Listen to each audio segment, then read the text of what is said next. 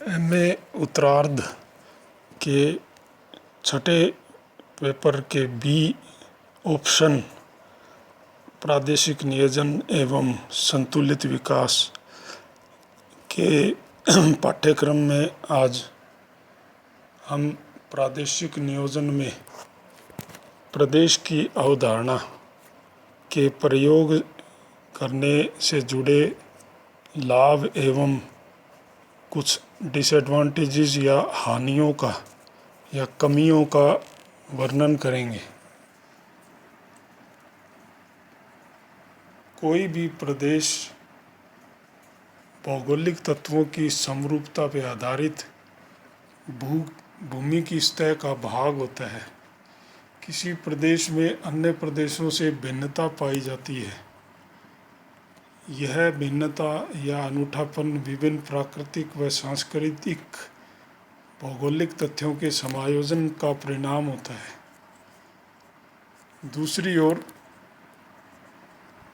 प्रादेशिक नियोजन में हम किसी प्रदेश में मौजूद प्राकृतिक एवं सांस्कृतिक भौगोलिक तथ्यों के मध्य संकट से रहित एवं अनुकूलतम यानी आदर्श संबंधों को बनाए रखने अथवा इन संबंधों के अभाव में उन संबंधों को विकसित करने की प्रक्रिया के रूप में देख सकते हैं। किसी क्षेत्र या प्रदेश में मानव और प्रकृति के संबंधों में जो असंतुलन, जो कमी, जो गैर आदर्श परिस्थितियां पाई जाती हैं, उन्हें दूर करके आदर्श परिस्थितियां स्थापित करना, उसके लिए नियोजन करना प्रादेशिक नियोजन या रीजनल प्लानिंग का काम होता है। प्रादेशिक नियोजन के संदर्भ में हम प्रदेश को पृथ्वी के धरातल के किसी क्षेत्र के वास्तविक स्वरूप के रूप में परिभाषित कर सकते हैं।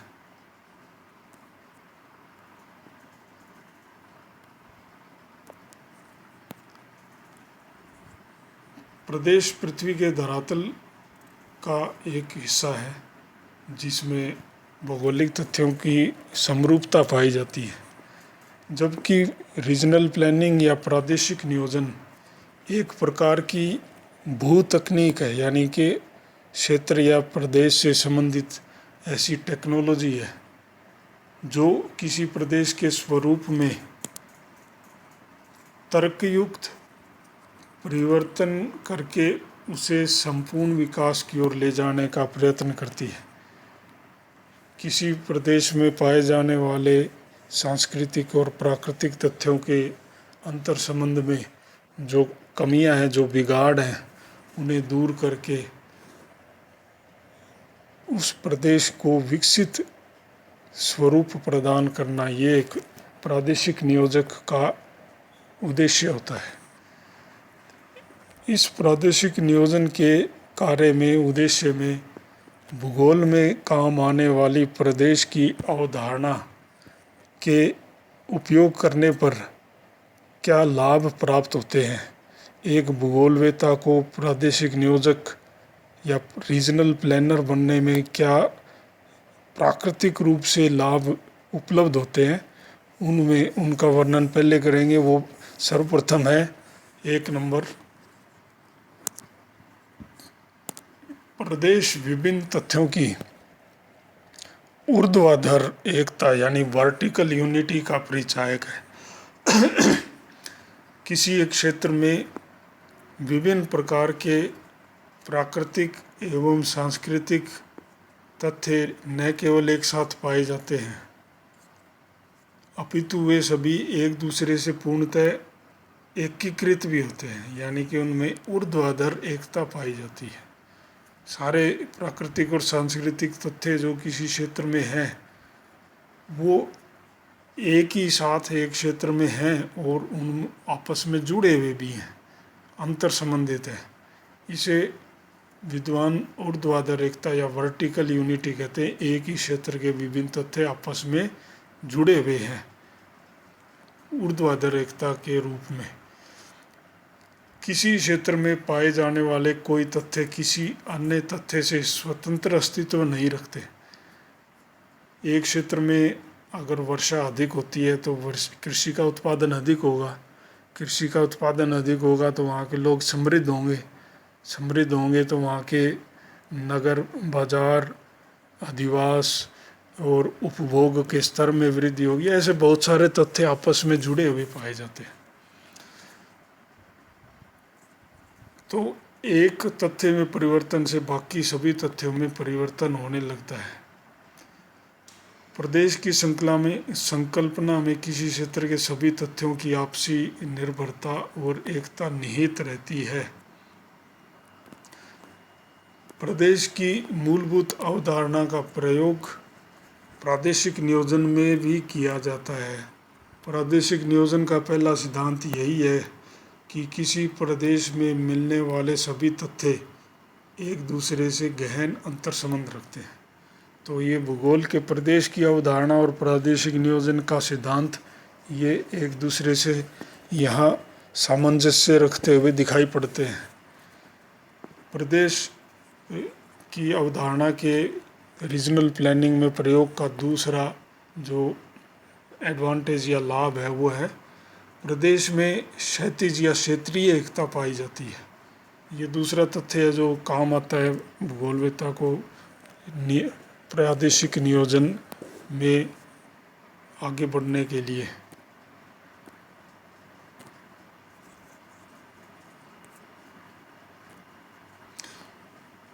इस अवधारणा से तात्पर्य है कि कोई एक प्रदेश वस्तुतः विभिन्न प्रदेशों के तंत्र का एक उपतंत्र मात्र होता है। उपतंत्र मात्र इसलिए कहा गया है कि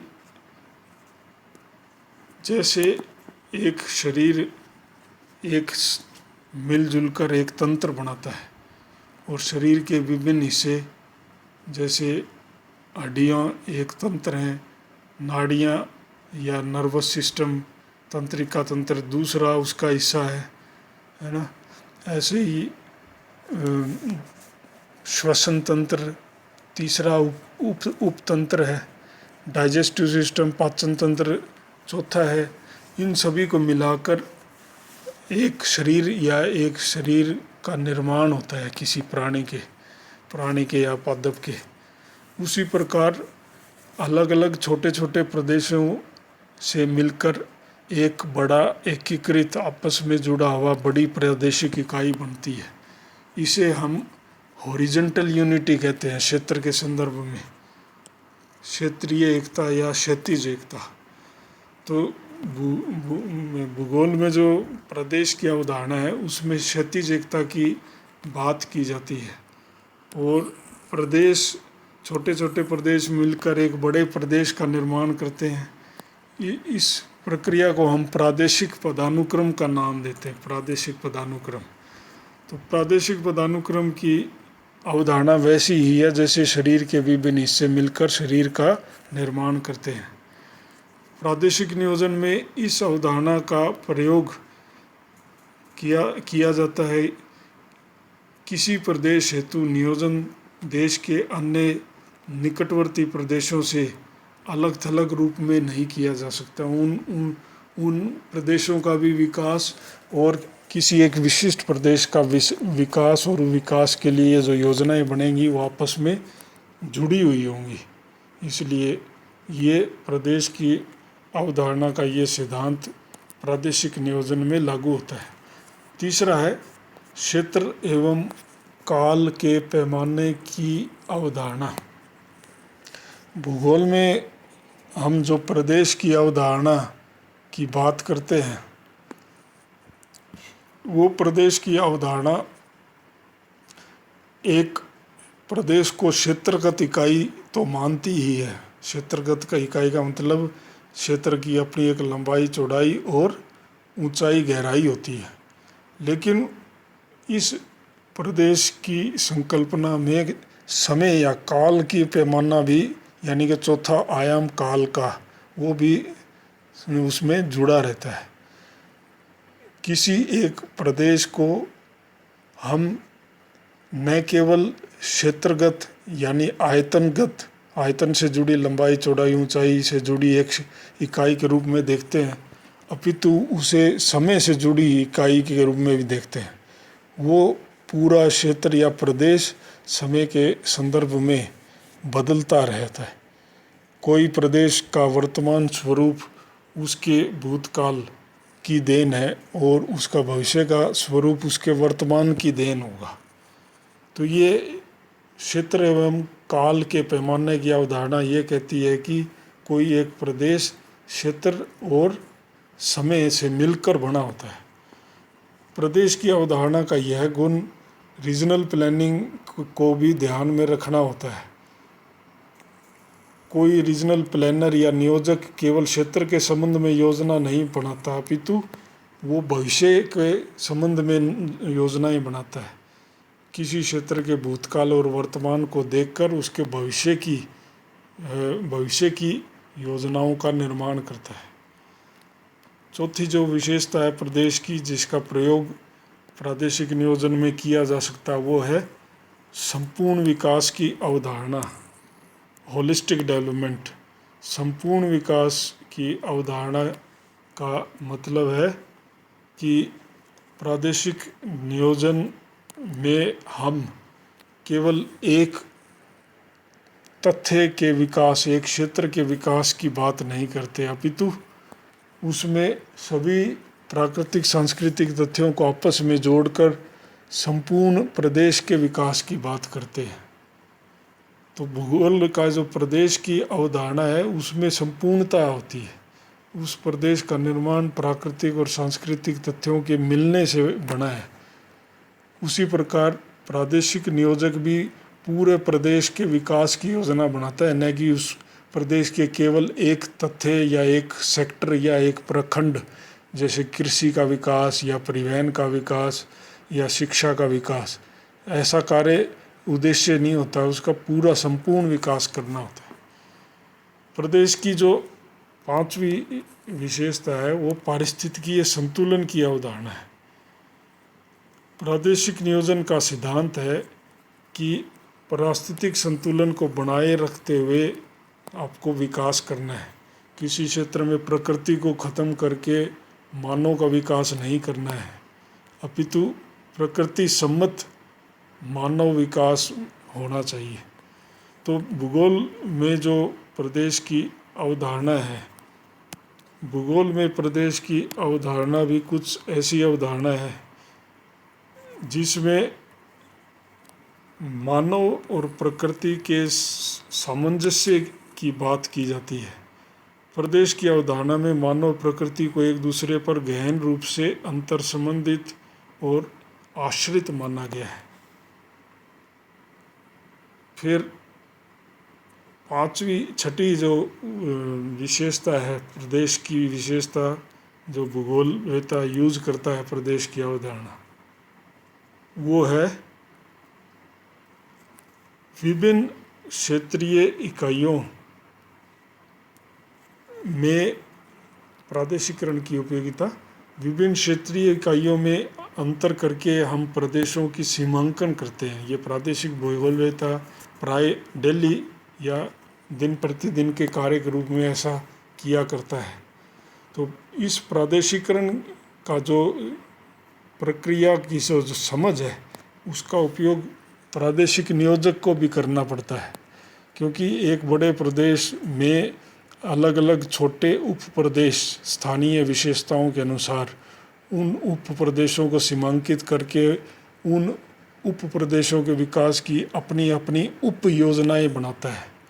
तो प्रादेशिकरण की जो समझ है भूगोलवेत्ता की, वो समझ प्रादेशिक नियोजन के कार्य में मदद करती है। प्रदेश की अवधारणा के रीजनल प्लानिंग या प्रादेशिक नियोजन में प्रयोग की कुछ सीमाएं भी हैं कि ऐसा नहीं है कि भूगोलवेत्ता को के जो प्रदेश की अवधारणा का जो समझ है भूगोलवेत्ता को, वो समझ उसकी जो प्रयोग की जो उसकी क्षमता है वो संपूर्ण रूप से लाभ ही लाभ देगी। उसमें कुछ कमियां भी हैं, प्राकृतिक रूप से कमियां होंगी ही, क्योंकि प्रादेशिक नियोजन पूर्ण रूप से भूगोल तो है नहीं। तो भूगोल में की कुछ विशेषताएं इसमें काम आएंगी, लेकिन कुछ विशेषताएं अर्जित करनी पड़ेंगी भूगोलवेत्ता को एक अच्छा प्रादेशिक नियोजक, रीजनल प्लानर बनने के लिए। तो प्रदेश की अवधारणा आप जानते हैं, लेकिन प्रदेश की अवधारणा भूगोलवेत्ता के रूप में जानने के अतिरिक्त कुछ और जानने की आवश्यकता होती है। इसलिए प्रदेश की अवधारणा का प्रयोग से जुड़ी कुछ सीमाएं भी हैं जो प्रादेशिक नियोजक बनने में कुछ जो महसूस होती हैं। पहली है कि भूगोलवेत्ता को केवल आधारभूत तथ्यों की जानकारी होती है। आधारभूत तथ्य का क्या मतलब है? आधारभूत तथ्य का मतलब है कि भूगोलवेत्ता को प्रदेश के प्राकृतिक और सांस्कृतिक दो आधारभूत तथ्यों और उनके अंतर संबंधों की तो जानकारी होती है, लेकिन उससे आगे की जानकारी नहीं होती। अन्य विज्ञान जो है, चाहे वो समाज विज्ञान है या प्राकृतिक विज्ञान है, उससे एक भूगोलवेत्ता बेहतर रूप से समझ रखता है किसी प्रदेश की पूर्णता की, क्योंकि वो प्राकृतिक और सांस्कृतिक तथ्यों को एक साथ देखता है। परंतु केवल इतना होने से उसे प्रादेशिक नियोजक तो नहीं मान सकते। दूसरी जो सीमा भूगोलवेत्ता के सामने प्रस्तुत होती है, वो सीमा है कि उसे प्रादेशिक नियोजक द्वारा काम में ली जाने वाली विभिन्न तकनीकों की आवश्यकता नहीं होती, जानकारी नहीं होती है। वह एक प्रादेशिक नियोजक विभिन्न प्रकार की तकनीक का प्रयोग करता है, जैसे भविष्य में क्या स्थिति होगी, इसके लिए वो भविष्य के लिए प्रोजेक्शंस करता है कि इतने साल बाद, इतने दशकों बाद ये स्थिति होगी। तो ऐसे प्रोजेक्शन की विभिन्न जो तकनीक है उनकी जानकारी उसे नहीं होती है, भूगोलवेत्ता को नहीं होती है। तो अन्य जो तकनीकें हैं जो प्रादेशिक भूगोलवेत्ता की, जैसे है ना, प्रदेश में आपने क्या लगाया और कितना प्राप्त हुआ, इसका विश्लेषण इनपुट आउटपुट विश्लेषण कहलाता है। या उद्योगों की अवस्थिति के संबंध में विश्लेषण या आर्थिक आधार का विश्लेषण करना, किसी प्रदेश का आर्थिक आधार कैसा है, या किसी प्रदेश में प्रादेशिक गुणक विश्लेषण, आपने किसी प्रदेश में कोई आर्थिक गतिविधि प्रारंभ की तो उससे अन्य आर्थिक गतिविधियों को बढ़ावा मिलेगा, तो वो उस प्रदेश का कितना विकास होगा, ऐसे कितने प्रादेशिक गुणक या रीजनल मल्टीप्लायर्स उत्पन्न होंगे। ऐसी तकनीकों का उसके भूगोलवेत्ता को जानकारी नहीं होती तकनीकों की। फिर है भूगोल में व्यावहारिक यानी अनुप्रयुक्त अप्लाइड एस्पेक्ट्स का अभाव है। भूगोलवेत्ता को एक सैद्धांतिक जानकारी तो होती है, लेकिन भूगोलवेत्ता विभिन्न व्यावहारिक या अनुप्रयुक्त अप्लाइड एस्पेक्ट्स की जानकारी नहीं रखता, सिद्धांतों को फील्ड में, क्षेत्र में लागू करने की। जबकि प्रादेशिक नियोजक की इस क्षेत्र पर, इस बिंदु पर काफ़ी जोर रहता है। तो प्रादेशिक नियोजक बनने के लिए कुछ तकनीकों का और व्यवहारिक पक्ष को विकसित करने की आवश्यकता भूगोलवेत्ता को पड़ती है।